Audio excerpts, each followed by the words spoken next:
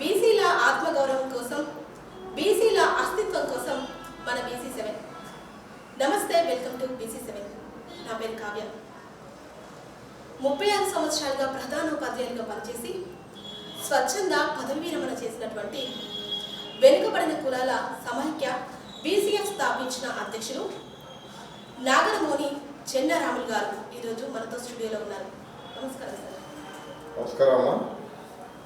ఈరోజు మన ముందున్న అంశం ఏంటంటే విద్యా సంస్థల్లో జరుగుతున్న అవకతవకల గురించి, రావాల్సిన మార్పు గురించి ఈరోజు సార్ని అడిగి పూర్తిగా వివరాలు తెలుసుకుందాం. సార్ చెప్పండి, మీరు స్వచ్ఛందంగా పదవి విరమణ చేశారు కదా, దానికి గల కారణాలు ఏంటి సార్?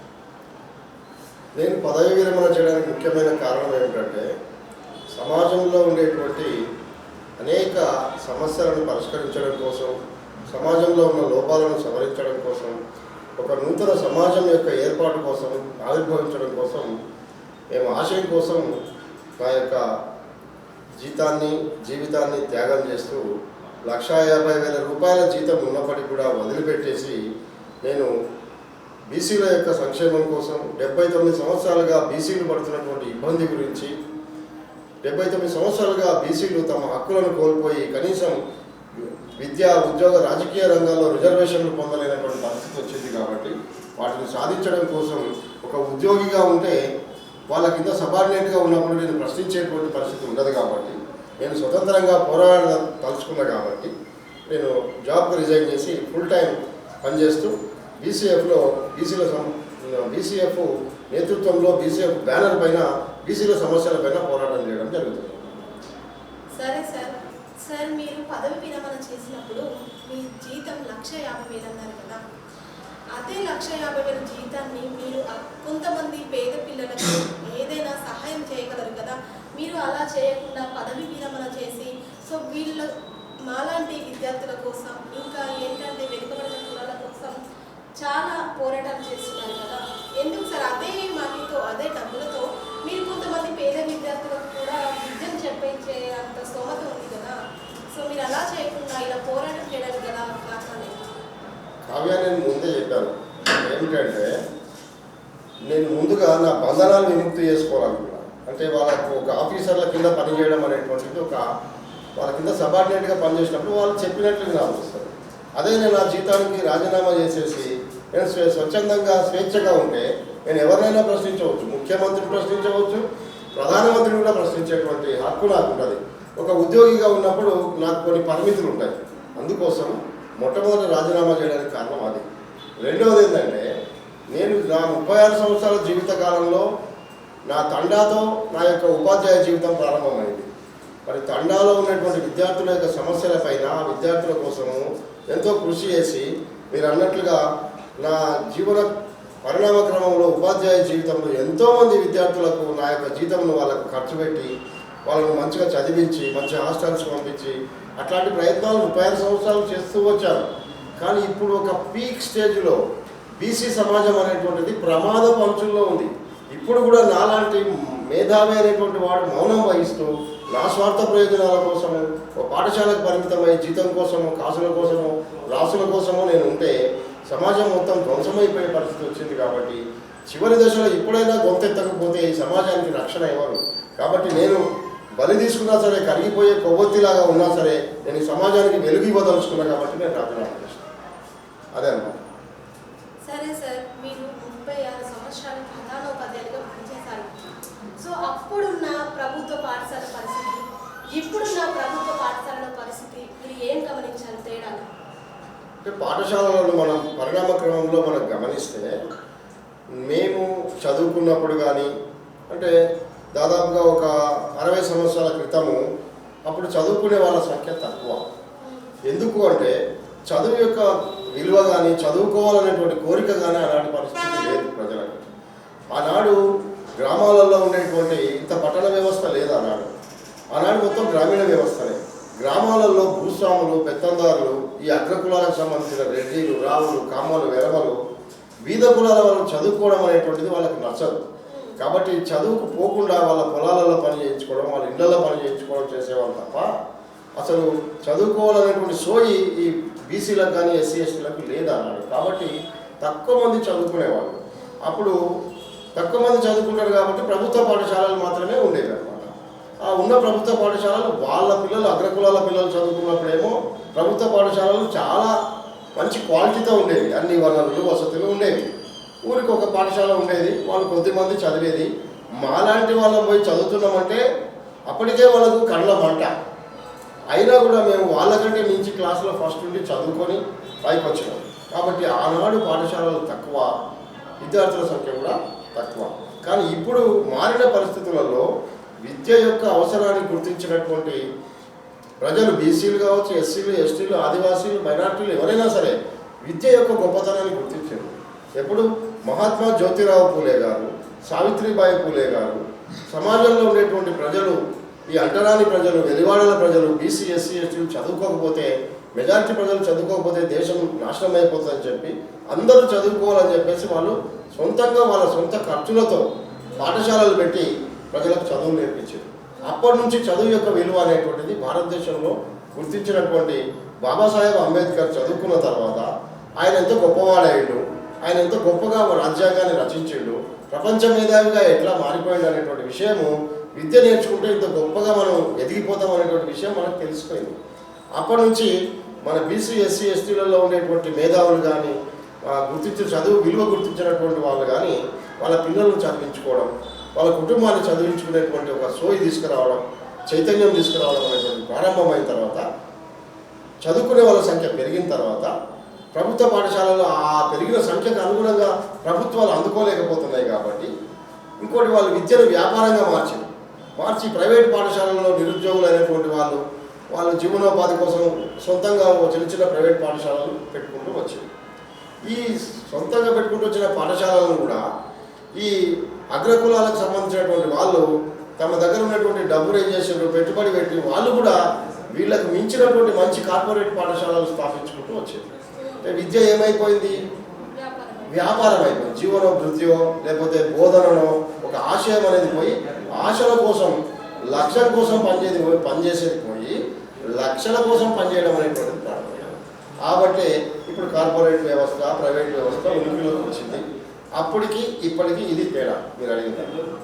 అవును సార్. మరి విద్యార్థులే కాకుండా తల్లిదండ్రులు కూడా ప్రభుత్వ పాఠశాలల్లో తమ పిల్లల్ని పంపడానికి ఎందుకు ఆసక్తి చూపడం లేదు? ప్రైవేట్ స్కూళ్ళకి ఎందుకు పంపిస్తున్నారు? ఇప్పుడు ప్రభుత్వం ప్రవేశపెట్టిన బస్సులు వాడుకుంటున్నారు, అన్ని వాడుకుంటున్నారు. కానీ విద్యకు వచ్చేసరికి మాత్రం మా పిల్లల్ని మేము ప్రైవేట్ స్కూల్లోనే చదివిస్తాము అన్న ఒక ధోరణి తల్లిదండ్రుల్లో ఉంటుంది. ఎందుకంటారు? అంటే తల్లిదండ్రులలో ఆ ధోరణి రావడం అనేటువంటిది తల్లిదండ్రుల తప్పు కాదు. తల్లిదండ్రులు ఏం కోరుకుంటున్నారు?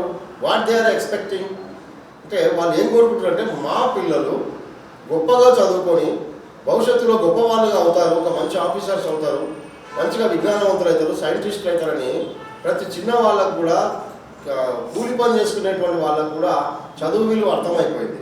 కాబట్టి మంచి క్వాలిటీ ఎడ్యుకేషన్ వాళ్ళు కోరుకుంటున్నారు. కానీ ప్రభుత్వ పాఠశాలలకు వచ్చినప్పుడు ప్రభుత్వ పాఠశాలల్లో టీచర్స్ రిక్రూట్మెంట్ సరిగా జరగడం లేదు. అనేక కారణాలు, కోర్టుల్లో కేసులు వాడడము, లేదంటే ప్రభుత్వం మారినప్పుడు ప్రభుత్వాల యొక్క వాళ్ళ విధానాల వల్ల ఏం చేస్తున్నారంటే ఉన్న పాఠశాలలన్నింటినీ రేషనలైజేషన్ అనే పేరు మీద, లేదంటే ఇంకో కారణం చేత ప్రభుత్వ పాఠశాలలు మొత్తం మూసేస్తున్నారు. ఉన్న పాఠశాలల్లో కూడా పిల్లలు ఎంతోమంది ఉంటారు, ఎక్కువ మంది ఉంటారు, కానీ టీచర్స్ తక్కువ ఉన్నారు. సబ్జెక్ట్ టీచర్స్ లేరు. 10th క్లాస్ ఉంది, వాళ్ళు బాగా చదువుకొని 8th, 9th, 10th very crucial period. అది మంచిగా చదువుకోవాల్సినటువంటి సమయంలో మ్యాథ్స్ టీచర్ ఉన్నాడా? ఈ 3 సంవత్సరాలు అక్కడ మ్యాథ్స్ టీచర్ చెప్పేటోళ్ళే లేరు. మరి అప్పుడు ఆ 3 సంవత్సరాల పిల్లలు మ్యాథ్స్ లాస్ అవుతారు కదా. ఇది గమనించి గుర్తించినటువంటి తెలివైనటువంటి తల్లిదండ్రులు ఏం చేస్తున్నారు అంటే, సరే మేము కష్టపడ్డా సరే, ఉపవాసం ఉన్నా సరే, మా దగ్గర డబ్బులు లేకపోయినా సరే, కానీ కష్టపడి కూలి చేసిన పైసలైనా మేము తినకున్నా సరే, కానీ మా పిల్లల్ని మంచిగా చదివించాలని చెప్పి వేల రూపాయలు, లక్షల రూపాయల డబ్బును ప్రైవేట్ పాఠశాలలో పెట్టి చదివిస్తున్నారు. ఇది జరుగుతున్నటువంటిది అన్నమాట. సార్, ఏంటంటే ప్రభుత్వ పాఠశాలలో కానీ, హాస్టల్స్లో కానీ, గురుకులాలలో కానీ పిల్లలకి పొద్దున పూట టిఫిన్ పెడుతున్నామని, మధ్యాహ్నం భోజనము, నైట్ డిన్నర్ మేము అంటే డిఫరెంట్ పెడుతున్నాం, పౌష్టికాహారం పెడుతున్నామని అధికారంలో ఉన్న ప్రభుత్వాలు చెప్తున్నాయి. మరి వాటి మొత్తం పౌష్టికాహారం కానీ భోజనాలు కానీ పిల్లల వరకు అందుతున్నాయా? మధ్యలో ఉన్న వీళ్ళు ఏంటైతే ఉన్నారో అధికారులు వీళ్ళే దోషేస్తున్నారా? ఇప్పుడు మనము విద్యార్థులకు భోజన వసతి అనేటువంటిది మనం రెండు రకాలు చూడాలి. ఒకటి, ప్రభుత్వము ఏర్పాటు చేసిన పాఠశాలల్లో మధ్యాహ్న భోజన పథకం అని కేవలం మధ్యాహ్నం మాత్రమే పెడతారు. అంతేకాకుండా ఇప్పుడు అంగన్వాడీలో ఏం చేస్తారంటే పిల్లలకు ఉదయం పూట స్నాక్స్ కానీ లేకపోతే మధ్యాహ్నం పూట భోజనం పెట్టడం ఇదంతా అంగన్వాడీలు చేస్తారు. అది స్త్రీ శిశు సంక్షేమ శాఖ ఆధ్వర్యంలో అది జరుగుతుంది. విద్యాశాఖ ఆధ్వర్యంలో పాఠశాలలో పెడతారు. సపరేట్గా గురుకుల కమిషనర్ ఉంటారు. ఆ గురుకుల శాఖ ఆధ్వర్యంలో ఏం చేస్తారు, ఆ గురుకులాల్లో ఉండేటువంటి పాఠశాలలో ఉండేటువంటి విద్యార్థులు ఎప్పుడు అక్కడనే ఉంటారు కాబట్టి, నివాసం ఆనే ఉంటారు కాబట్టి ఉదయం పూట టిఫిన్, మధ్యాహ్నం భోజనము, రాత్రికి భోజనం కూడా గురుకులాల్లో ఏర్పాటు చేస్తారు అనమాట. కొన్ని స్కూల్స్లో ఏం చేస్తారు, సెమీ రెసిడెన్షియల్గా కూడా చేయాలని చెప్పేసి అనుకుంటున్నారు. ఈ సెమీ రెసిడెన్షియల్ ఇంకా పూర్తి కాలేదు, పాలసీ తీసుకోవాలి, నిర్ణయం కాలేదు.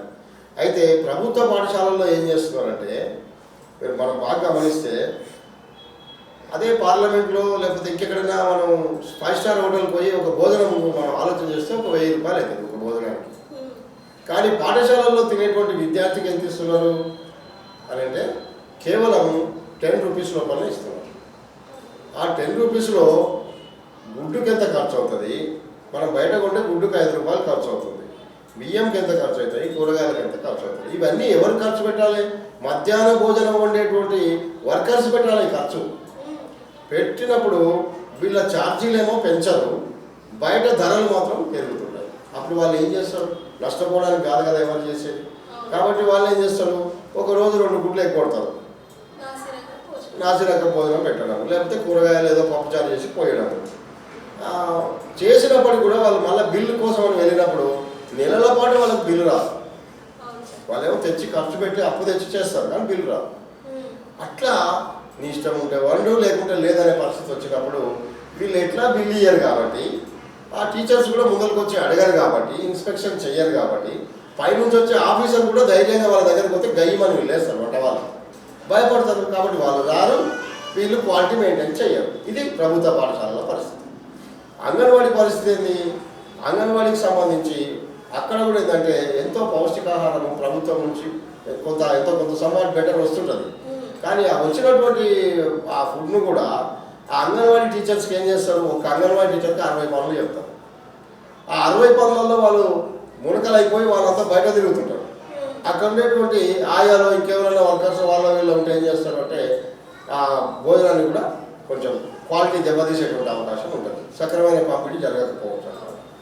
ఇది అంగన్వాడీలో జరుగుతుంది. గురుకులాల పరిస్థితికి వస్తే గురుకులాలలో మనం గతంలో చూసాం, చాలా గురుకులాలలో సిస్టమేటిక్గా ఒకప్పుడు మంచి క్వాలిటీ మెయింటైన్ చేసి ఆఫీసర్స్ మంచిగా ఇన్స్పెక్షన్ చేసి రెగ్యులర్ ఇన్స్పెక్షన్స్ ఉండేవి.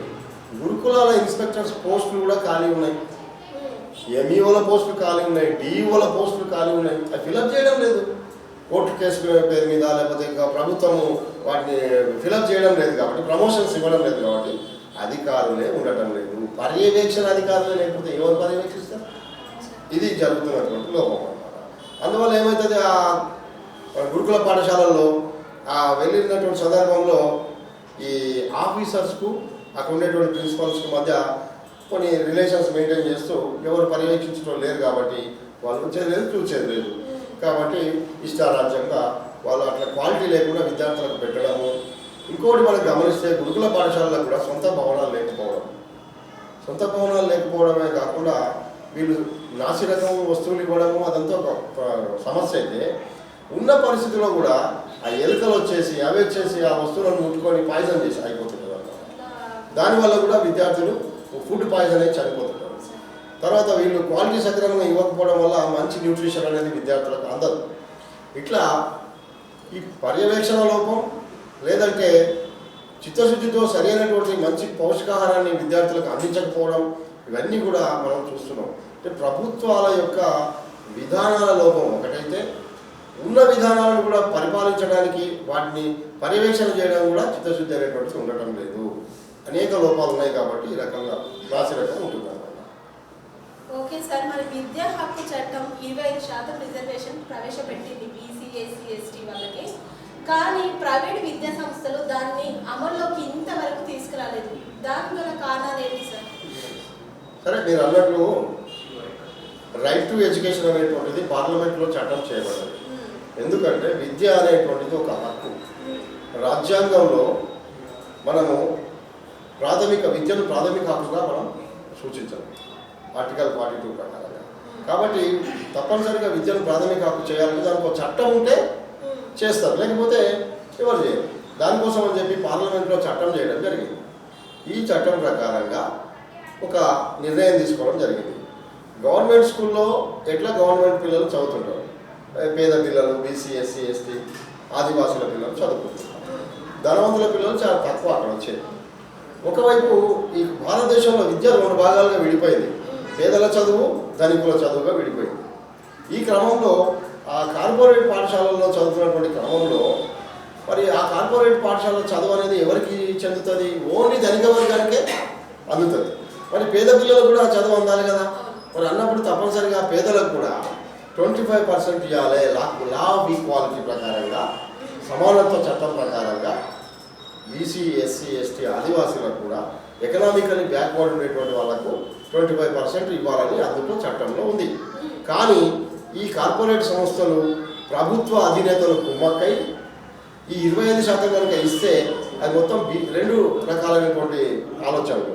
25% ఇస్తే క్వాలిటీ ఎడ్యుకేషన్ చదువుకున్న బీసీ ఎస్సీ ఎస్టీలు ఉద్యోగ రంగంలో పోటీలోకి వస్తారు, ప్రధానమైనటువంటి జాబ్లలోకి పోటీలోకి వస్తారు. తర్వాత వచ్చేసి వీళ్ళ యొక్క లాభాలు కూడా తగ్గిపోతాయి. అందుకోసం ఏంటంటే 2 రకాలుగా లాభం కాబట్టి ప్రభుత్వాలు వీళ్ళు కుమ్మక్కై మన తెలంగాణలో మేము ఇటీవల కాలంలో వెళ్ళి అడిగినాం.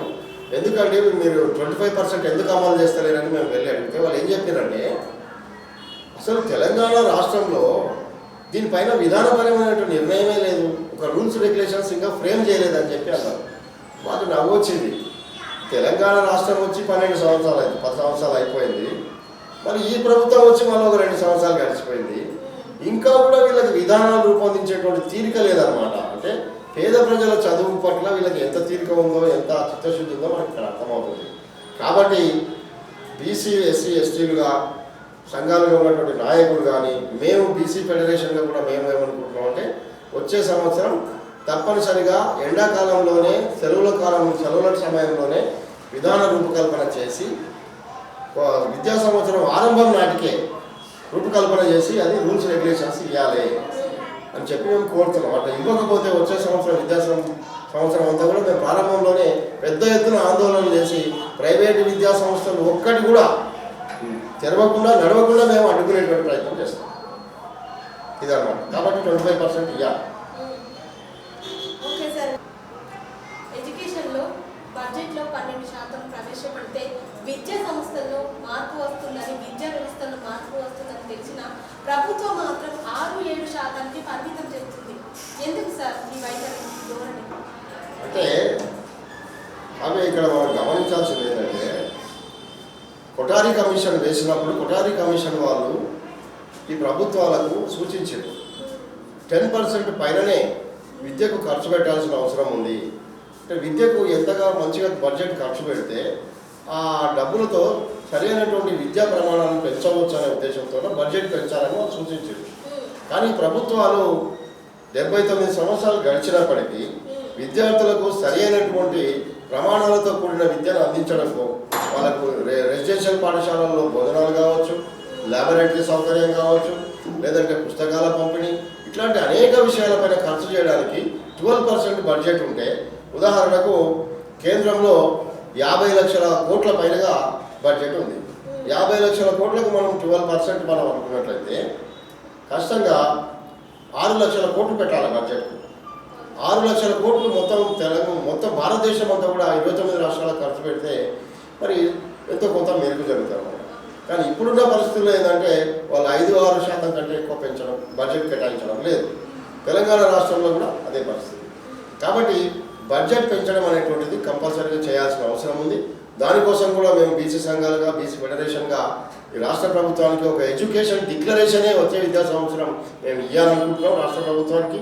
ముఖ్యమంత్రి రేవంత్ రెడ్డి గారిని కూడా కలిసి మరి అయ్యా విద్యాశాఖ మీ దగ్గర ఉంది కాబట్టి మరి మీరే ఈ విద్యాశాఖకు బడ్జెట్ కేటాయించాల్సిన అవసరం ఉంది, పెంచాల్సిన అవసరం ఉంది, విద్యా ప్రమాణాలను కూడా పెంచేయడానికి కోసం విద్యా వ్యవస్థను కూడా ప్రక్షాళన చేయాల్సిన అవసరం ఉందని చెప్పి వచ్చే విద్యా సంవత్సరం బీసీఎఫ్గా ముఖ్యమంత్రి గారిని కలిసి రిప్రజెంటేషన్ ఇవ్వాలని కూడా అనుకుంటున్నాం.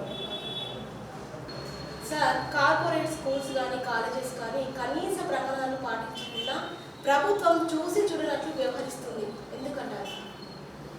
ఇక్కడ మనం గమనిస్తే కార్పొరేట్ పాఠశాలలు కార్పొరేట్ కళాశాలలు ఎవరివో కావు, ఈ ప్రభుత్వాన్ని పరిపాలిస్తున్న మంత్రులవే. ఉదాహరణకు ఆంధ్రలో తీసుకుంటే నారాయణ గారు విద్యాశాఖ మంత్రి. విద్యాశాఖ మంత్రికి విద్యా సంస్థలు ఉన్న తర్వాత ఆయన ఏం పర్యవేక్షణ చేస్తారండి? కాబట్టి మనం ఏం కోరుతున్నామంటే ఎవరైతే ప్రభుత్వంలో ఉంటున్నారో వాళ్ళు మంత్రులు కానీ అధికార పార్టీకి సంబంధించిన వాళ్ళు కానీ రాజకీయ నాయకులు విద్యా సంస్థలు ఏర్పాటు చేస్తే దాని మీద మనం పర్యవేక్షించడం అనేటువంటిది జరగదు. ఎందుకంటే వాళ్ళే ప్రభుత్వంలో ఉంటారు కాబట్టి ఆ ప్రభుత్వ అధికారులు వీళ్ళు చెప్పినట్లు వింటారు. స్వతంత్రంగా విద్యా వ్యవస్థ నడవదు, అధికారులు స్వతంత్రంగా ఉండరు. వీళ్ళే దానికి మంత్రులైనప్పుడు ఇంకెవరు చెప్తారు? జీ హుజూర్ అని చెప్పి వాళ్ళ కింద తలకాయ ఊపుతారు తప్ప విద్యా వ్యవస్థను మార్చాలి, లేకపోతే సూపర్వైజ్ చేయాలి, వాళ్ళపైన చర్య తీసుకోవాలి, యాక్షన్ తీసుకోవాలనేటువంటి పరిస్థితి ఉన్నారు. మన దగ్గర ఉన్నాడు చామకూర మల్లారెడ్డి అని ఉన్నాడు, మనకు మంత్రి.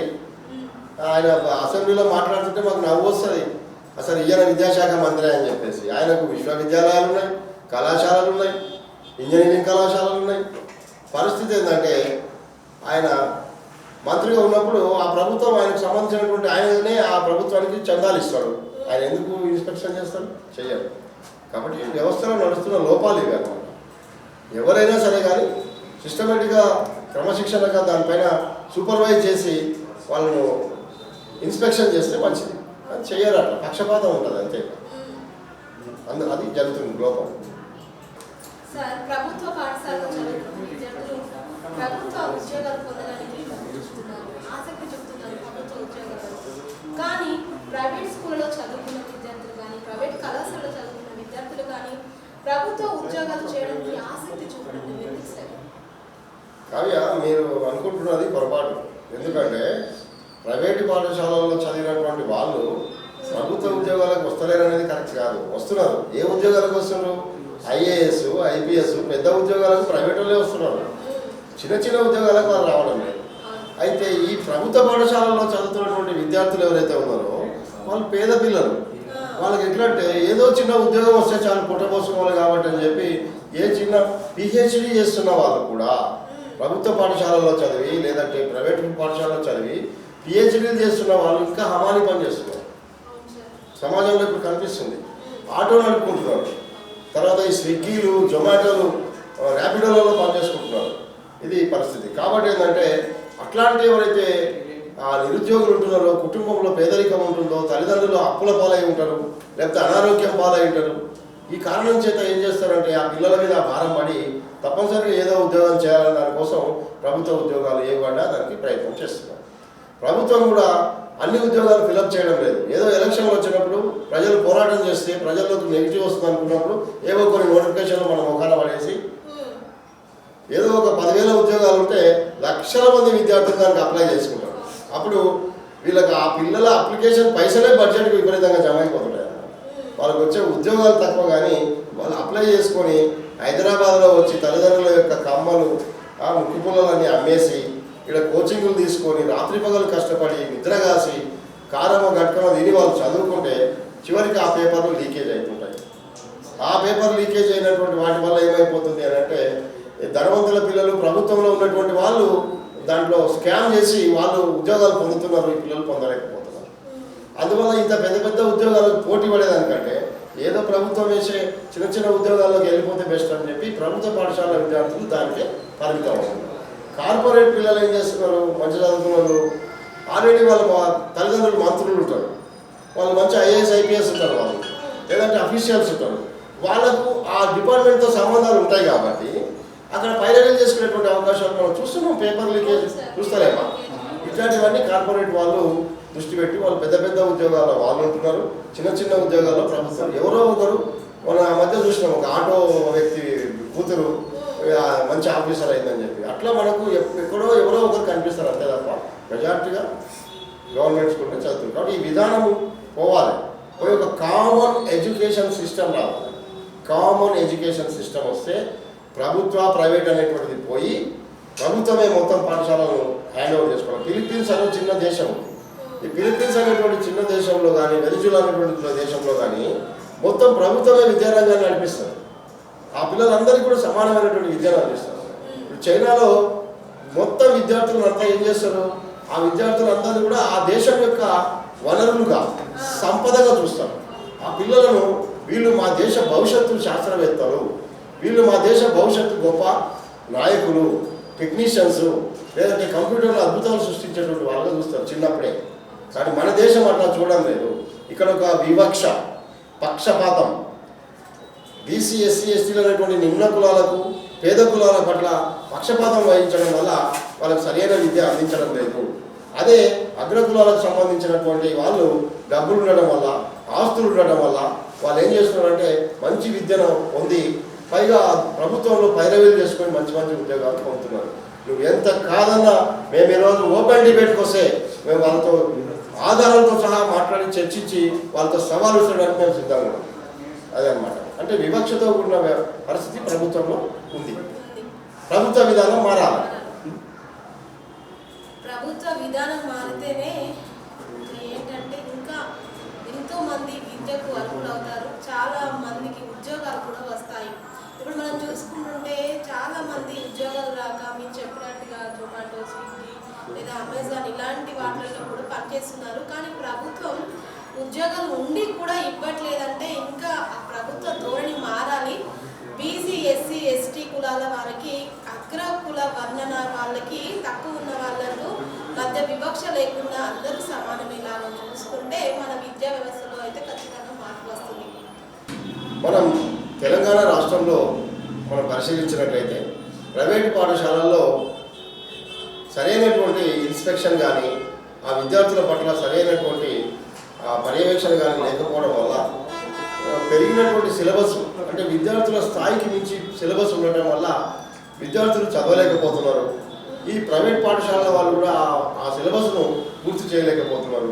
తల్లిదండ్రులు ఏమో ర్యాంకులు అనేటువంటి పెద్ద తల్లిదండ్రులు పిల్లల మీద ఆశలు పెట్టుకున్నారు. ఈ పరిస్థితిలో తల్లిదండ్రుల మధ్య, ఈ కళాశాలల లెక్చరర్స్ మధ్య, యాజమాన్యం మధ్య పిల్లలు నలిగిపోతున్నటువంటి పరిస్థితి అన్నమాట. అప్పుడు ఏం చేస్తున్నారు ఆ పిల్లలు అంటే ఎవరికి సమాధానం చెప్పుకోలేక, తల్లిదండ్రులకు చెప్పుకోలేక, ఇక్కడ యాజమాన్యానికి చెప్పుకోలేక మధ్యలోనే ఫ్యాన్లకు గురేసుకోవడము, లేదంటే బిల్డింగ్ నుంచి దుంకి చనిపోవడము, లేదంటే వాళ్ళు ఒక సైకోల్గా పిల్లలు మారిపోతున్నటువంటి పరిస్థితి అన్నమాట. ఈ స్థితి నుంచి గమనించి సిలబస్ భారం కూడా తగ్గించాలి. తర్వాత వాళ్ళకు సిస్టమేటిక్ టైం టేబుల్ ప్రకారంగా విద్యను నేర్పించాలి. ఇంకోటి అక్కడ ఉన్నటువంటి అడ్మినిస్ట్రేషన్ కూడా పేరుకే లక్షల రూపాయలు తీసుకుంటున్నారు, కానీ సరైనటువంటి సిస్టమేటిక్ విద్యా బోధన చేయడం లేదు. అది జరుగుతున్నటువంటి లోపం కాబట్టి దాన్ని సరిదిద్దాల్సినటువంటి అవసరం ఉంది. విద్యార్థుల యొక్క మానసిక స్థితిని పటిష్టం చేసేటందుకు కోసం వాళ్ళకు మంచి పర్సనాలిటీ డెవలప్మెంట్ క్లాసులు కూడా ఇవ్వాలన్నమాట. ఇస్తే విద్యార్థులు ఆ రకంగా నష్టపోయే అవకాశం ఉండదు. తర్వాత వాళ్ళ విద్యా ప్రమాణాలు పెంచుకోవడానికి వాళ్ళు ఎక్కడ టైం వేస్ట్ చేస్తున్నారు, ఎక్కడ అనారోగ్యానికి గురవుతున్నారు, రాత్రుల పూట సెల్ ఫోన్లతో ఎక్కడ టైం వేస్ట్ చేస్తున్నారు, ఇదంతా గమనించి వాళ్ళ మీద సరైన పర్యవేక్షణ చేస్తే ఆ విద్యార్థులు కూడా మంచిగా చదువుకుంటారు, మంచి ర్యాంకులు తీసుకొచ్చుకునేటువంటి అవకాశం ఉంటుంది.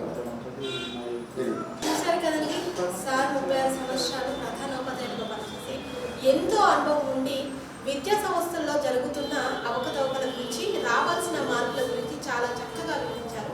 ధన్యవాదాలు సార్. ధన్యవాదాలు. నమస్తే. చూశారు కదండి, ఇది ఈరోజు నాగరమౌళి చెన్నరామన్ గారితో ఒక మంచి ఇంటర్వ్యూ అయితే తీసుకున్నాం కదా. మరొక గెస్ట్తో మళ్ళీ నేను ముందుంటాను. అంతవరకు చూస్తూనే